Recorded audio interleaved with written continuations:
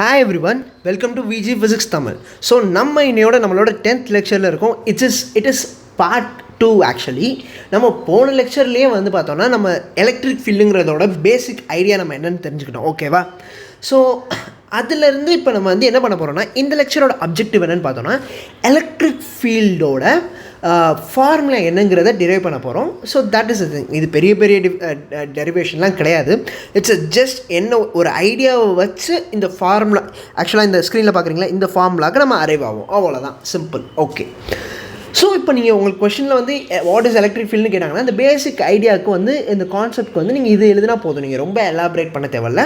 And followed by that இந்த ஃபார்முலாவை நீங்கள் எழுதினா போதும். ஓகேவா?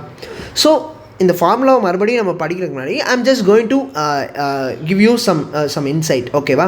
உங்களுக்கு ஒரு ஐடியா மாதிரி ஃபர்ஸ்ட் வந்து சொல்ல போகிறேன், எப்படி இந்த ஃபார்முலாவை டிரைவ் பண்ண போகிறோங்கிறத பற்றி. ஓகேவா? ஸோ ஃபர்ஸ்ட் நமக்கு ஏற்கனவே தெரியும், ஃபர்ஸ்ட் அண்ட் ஃபார்மோஸ்ட் நம்ம எல்லாருக்குமே தெரியும், இப்போ வந்து ஒரு இந்த மாதிரி ஒரு பாசிட்டிவ் சார்ஜ் இருக்குதுன்னு வச்சுக்கோங்க. லைக் இது வந்து வாலெட் வேணாம், ஸோ எல்லோவில் போயிடலாம். ஸோ இந்த மாதிரி யூனிட் பாசிட்டிவ் சார்ஜ் இருக்குது. இதோட சார்ஜ் வந்து நான் என்னென்னு சொல்கிறேன்னா, இட் இஸ் Q. ஓகேவா? இதோட வேல்யூ வந்து Q. அண்ட் எப்போவுமே நம்ம போன லெக்சரில் தான் பார்த்தோம், எந்த ஒரு சார்ஜாக இருந்தாலும் அந்த சார்ஜை சுற்றி ஒரு எலக்ட்ரிக் ஃபீல்டு இருக்கும். ஓகேவா?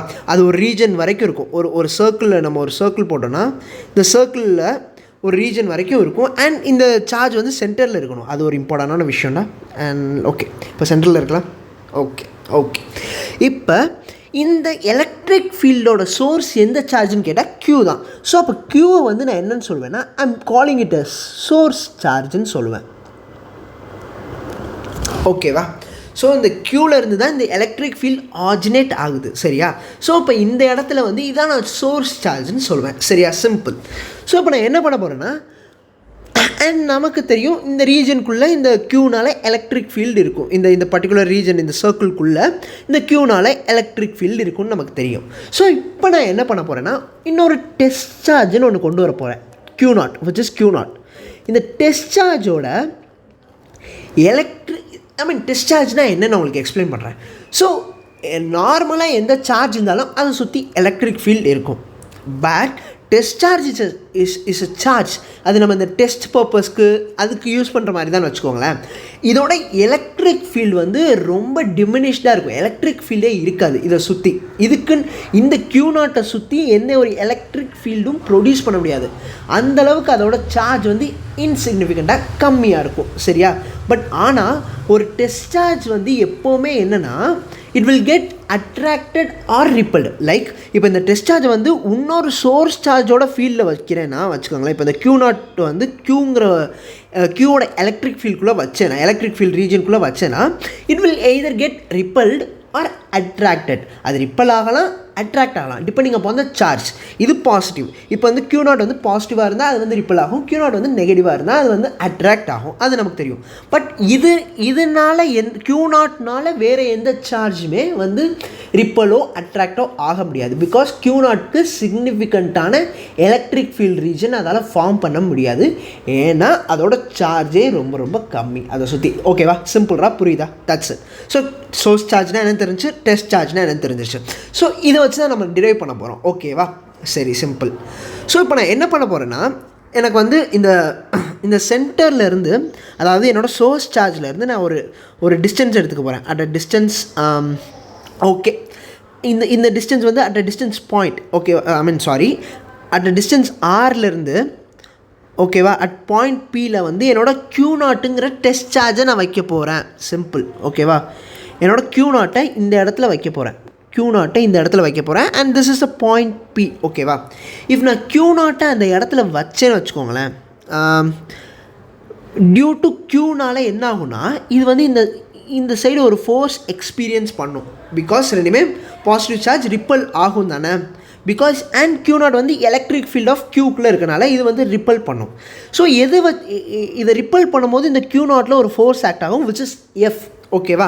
இதுதான் நம்ம வந்து கூலம்ஸ்னால படித்தோம். இந்த ஃபோர்ஸோட ஃபார்முலா என்னது நமக்கு தெரிஞ்சது தான்.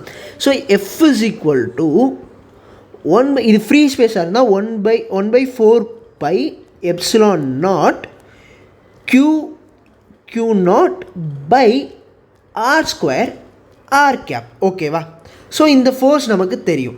ஸோ இப்போ நம்ம என்ன பண்ண போகிறோன்னா, இப்போ வந்து நம்ம எலக்ட்ரிக் ஃபீல்டோட ஃபார்முலா எப்படி டிரைவ் பண்ணுறதுங்கிறதோட டெஃபனிஷன் பார்ப்போம். அது ஒரு டெஃபனிஷன் இருக்குது, அதை வச்சு நீங்கள் சிம்பிள் டெஃபனிஷன் நீங்கள் தெரிஞ்சுக்கிட்டிங்கன்னா இந்த ஃபார்முலாவுக்கு கொண்டு வந்துடலாம். Simple. So electric field at point P, அதாவது இந்த பாயிண்ட் பியில் எலக்ட்ரிக் ஃபீல்டு என்னங்கிறத வந்து சொல்ல போகிறோம். which is at a distance r from the point charge q. ஓகேவா, இந்த பாயிண்ட் பி வந்து is at a distance R from the point charge க்யூலேருந்து ஆர் டிஸ்டன்ஸில் இந்த பாயிண்ட் பி இருக்குதுன்னு சொல்கிறாங்க. Okay, is defined as the force that would be experienced by a unit positive charge placed at the point P. ஓகேவா, அவங்க என்ன சொல்கிறாங்கன்னா, இந்த எலக்ட்ரிக் ஃபீல்டோட டெஃபனிஷன் என்ன சொல்கிறாங்கன்னா, is equal to the force that is experienced by the charge Q naught. Q நாட்னால என்ன சார்ஜ் எக்ஸ்பீரியன்ஸ் பண்ணப்படுது, அதாவது இஸ் எஃப் நம்ம இங்கே எழுதியிருக்கோம். ஓகேவா, பை என்ன சொல்கிறாங்கன்னா, per unit charge that is placed on the point P. ஓகேவா, which is Q naught. So இவங்க என்ன டெஃபனிஷன் சொல்கிறாங்கன்னா, E is equal to F by Q நாட்டுங்கிறாங்க. ஓகேவா, ஸோ இப்போ இதை நம்ம ஃபர்தராக எழுதணுன்னா என்ன ஆகும்னா, வில் பி ஈக்குவல் டு 1/4πε0. ஓகேவா, Q R square into R கேப்னு இருக்கும். சிம்பிளா? Okay. And one more important thing, electric ஃபீல்டுமே வந்து பார்த்தோன்னா is a vector quantity. Like இந்த பாயிண்ட் பியில் வந்து இந்த க்யூங்கிற சோர்ஸ் சார்ஜ்னால பாயிண்ட் பியில் ஒரு எலக்ட்ரிக் ஃபீல்டுக்கு ஒரு வேல்யூ இருக்கும், பட் அதே சமயத்தில் ஒரு டைரக்ஷனுமே இருக்கும் எலக்ட்ரிக் ஃபீல்டுக்கு. சரியா? ஸோ அது எப்படிங்கிறத அடுத்த ஸ்லைடில் பார்ப்போம். இந்த இதில் வந்து பார்த்தோன்னா நம்ம ஒன்லி மேக்னிடியூடை பற்றி மட்டும்தான் ரொம்ப அதிகமாக நம்ம வந்து இது பண்ணுவோம். ஸோ இப்போ வந்து உங்களுக்கு எலக்ட்ரிக் ஃபீல்டோட ஃபார்முலா தெரிஞ்சிருச்சு. ஓகேவா, so this is the electric ஃபீல்டோட ஃபார்முலா. பட் ஆனால் இங்கே நல்ல ஒரு விஷயம் கூர்மையாக நீங்கள் கவனிச்சு பார்த்தீங்கன்னா உங்களுக்கு ஒன்று தெரிஞ்சிடும். எலக்ட்ரிக் ஃபீல்டோட ஃபார்முலாவில் வந்து பார்த்தோன்னா it is independent of Q naught. Q naught வந்து இந்த ஃபார்முலாவில் எங்கேயுமே இல்லை. ஸோ ஒரு க்யூங்கிற சோர்ஸ் சார்ஜோட எலக்ட்ரிக் ஃபீல்டு வந்து it doesn't depend upon the test charge. நீங்கள் என்ன சார்ஜ் வச்சு அதை வந்து ரிப்பல் பண்ண வைக்கிறீங்கிறதெல்லாம் அதுக்கு தேவையே இல்லை. உங்களுக்கு என்ன தேவைன்னா, உங்களுக்கு வந்து இந்த டெஸ்ட் சார்ஜ், இந்த சோர்ஸ் இருக்குது, இதை சுற்றி எலக்ட்ரிக் ஃபீல்டு இருக்குது. ஆனால் இந்த டிஃப்ரெண்ட் பாயிண்ட் எலக்ட்ரிக் ஃபீல்டு ரீஜனுக்குள்ளேயே டிஃப்ரெண்ட் பாயிண்ட்ஸில் டிஃப்ரெண்ட் எலக்ட்ரிக் ஃபீல்டு இருக்கும். ஸோ இப்போ நான் பிங்கிற பாயிண்டில் எனக்கு என்ன எலக்ட்ரிக் ஃபீல்டுன்னு நம்ம தெரிஞ்சுக்கணும்னா, எனக்கு பிக்கும் க்யூக்கும் சார்ஜுக்கும் என்ன டிஸ்டன்ஸுன்னு தெரிஞ்சாலே போதும். It will give me 1/4πε0 q/r² எனக்கு கொடுத்துரும். சரியா? இதே வந்து பார்த்தோன்னா, அண்ட் ஒன் மோர் திங், இந்த வேல்யூ வந்து பார்த்தோன்னா இந்த பாயிண்ட்லேருந்து நீங்கள் ஒரு சர்க்கிள் வரைஞ்சேன்னு வச்சுக்கோவேன். ஸோ எல்லா இடத்துலையுமே ஒரே வேல்யூ தான் இருக்கும், ஏன்னா இது சர்க்கிளில். ஸோ ரேடியஸ் சேமாக இருக்கிறனால இங்கேயும் இந்த டிஸ்டன்ஸ் வந்து ஆறுன்னு தான் இருக்கும், இங்கேயும் டிஸ்டன்ஸ் வந்து ஆறுன்னு தான் இருக்கும். சரியா? ஸோ நான் இது சிமெட்ரிக்காக இல்லைன்னு நினைக்கிறேன் இந்த சர்க்கிள், பட் அட்ஜஸ்ட் பண்ணிக்கோங்க. ஓகேவா? ஸோ நான் வேணால் இன்னொரு தடவை சிமெட்ரிக்காக வர ட்ரை பண்ணவா? சிம்பிள். ஓகே, இந்த தடவை கொஞ்சம் சிமெட்ரிக்காக இருக்குன்னு நினைக்கிறேன், பட் இந்த சைட்லாம் இல்லை. பட் ஆனால் இது ஒரு சர்க்கிள்னு வச்சுக்கோங்க, வித் சார்ஜ் QS சென்டர். ஓகேவா? இங்கேயும் ஆறு தான். ஸோ இப்போ இந்த இடத்துலையும் ஆறு தான். ஸோ இப்போ இந்த இடத்துலையும் ஆறு தான். சரியா? ஸோ இப்போ இந்த எல்லா இடத்துலையும் ஆறுங்கிறனால இந்த எல்லா பாயிண்ட்ஸ்லேயும், இப்போ இது வந்து பாயிண்ட் க்யூன்னு வச்சுக்கோங்க, இது வந்து பாயிண்ட் எஸ்ன்னு வச்சுக்கோங்க, பாயிண்ட் ஆறுன்னு வச்சுக்கோங்க.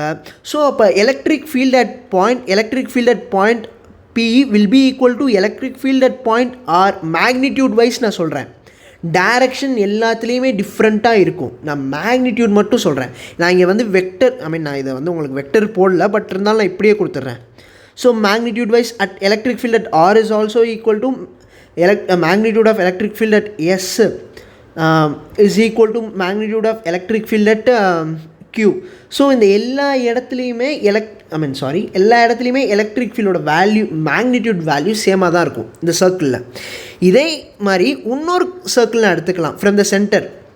லைக் நான் இந்த மாதிரி ஒரு சர்க்கிள் எடுத்துருக்கேன்னு வச்சுக்கோங்களேன். லைக் ஓகே, ரொம்ப டிஃப்ரென்ஷியேஷன் தெரியலையும், நான் வேறு ஒரு கலர் சூஸ் பண்ணுறேன். ஒரு நிமிஷம்.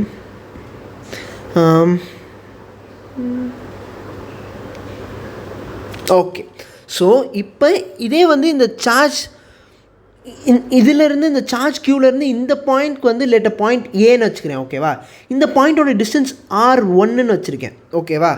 ஸோ இப்போ இந்த சர்க்கிளில் இந்த ஒரு பிங்க் கலர் சர்க்கிளில் எல்லா பாயிண்ட்டுக்குமே எலக்ட்ரிக் ஃபீல்டோட வேல்யூ சேமாக தான் இருக்கும். என்னவாக இருக்குன்னா E is equal to 1/4πε0 Q by R1 square R1 cap.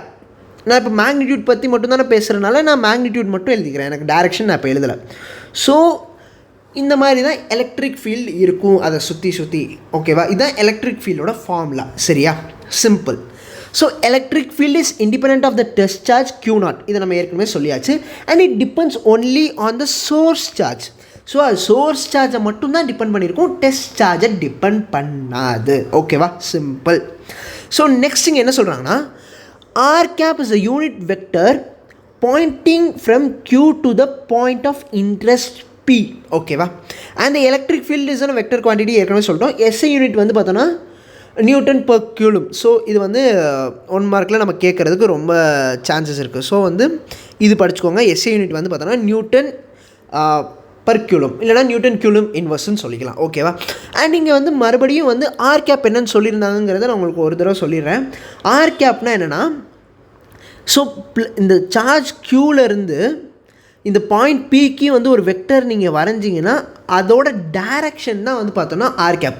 அந்த வெக்டர் வந்து ஆர் கேப்பாக இருக்கும், ஆர் வெக்டராக இருக்கும். ஓகேவா, பட் ஆனால் ஆர் கேப் என்னென்னு பார்த்தீங்கன்னா ஆர் வெக்டர் டிவைடட் பை அதோட மேக்னிடியூட் போட்டிங்கன்னா உங்களுக்கு வந்துடும். Simple, that simple it is. Okay, so this is about electric field. நாளைக்கு நம்ம ப்ராப்பர்ட்டிஸ் ஆஃப் எலக்ட்ரிக் ஃபீல்டை பற்றி பார்க்க போகிறோம். சரியா, நெக்ஸ்ட் நம்ம அதான் நினைக்கிறேன், இம்பார்ட்டன்ட் ஆஸ்பெக்ட்ஸ் ஆஃப் எலக்ட்ரிக் ஃபீல்டை பற்றி பார்க்க போகிறோம்.